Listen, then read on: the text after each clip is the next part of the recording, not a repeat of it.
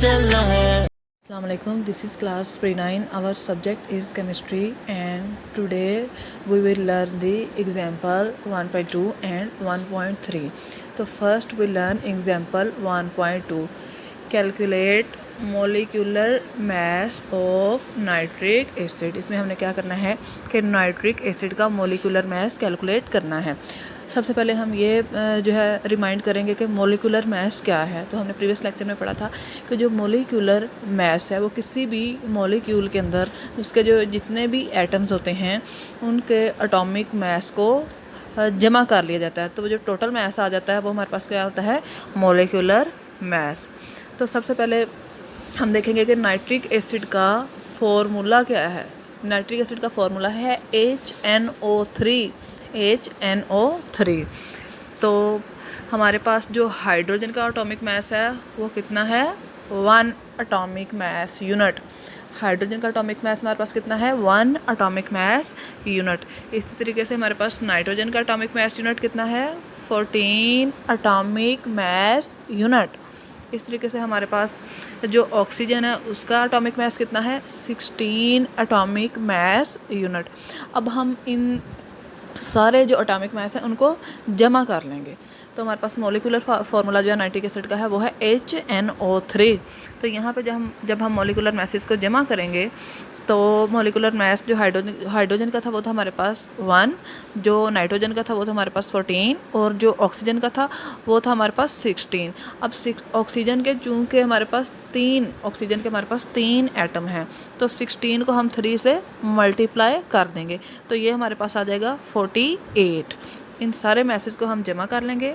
Hydrogen का 1, nitrogen का 14 और ऑक्सीजन का टोटल हमारे पास कितना आ गया, एटॉमिक मास 48। तो ये हमारे पास आंसर आ जाएगा 63 एटॉमिक मास यूनिट। यानी कि नाइट्रिक एसिड के अंदर जो एटम्स थे हाइड्रोजन, नाइट्रोजन और ऑक्सीजन, इन सब के एटॉमिक मासेस को हमने इंडिविजुअली पहले निकाला और फिर उसको जमा कर लिया तो हमारे पास आ गया है 63 एटॉमिक मास यूनिट। इसी तरीके से किसी भी मॉलिक्यूल का हम एटॉमिक मास कैलकुलेट कर सकते। नेक्स्ट है हमारे पास formula mass of potassium sulphate. तो सबसे पहले जो हम देखेंगे कि पोटेशियम सल्फेट का फॉर्मूला क्या है, इट इज़ K2SO4। तो इनके भी हमने इंडिविजुअली पहले सभी एटम्स के एटॉमिक मास जो है वो देखने हैं और फिर सबको जमा कर लेना है। फॉर एग्जांपल हमारे पास पोटेशियम का जो एटॉमिक मास है वो है 39 एटॉमिक मास यूनिट, सल्फ़र का है 32 एटॉमिक मास यूनिट, ऑक्सीजन का है 16 एटॉमिक मास यूनिट। तो जो फार्मूला यूनिट है हमारे पास वो क्या है, K2SO4।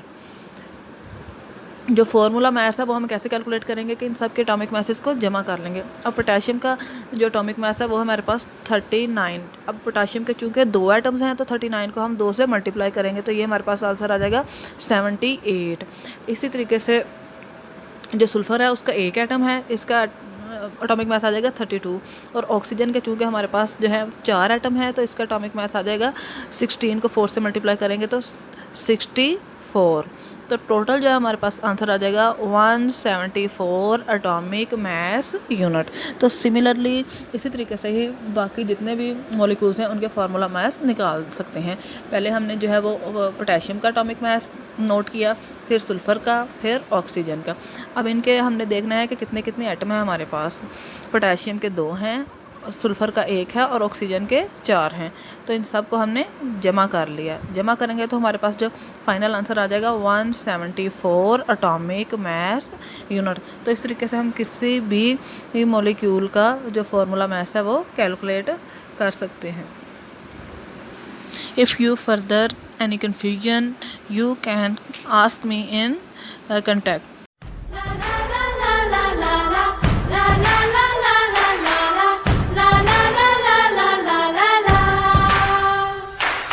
हवा में उड़ना है, पानियों पे चलना है।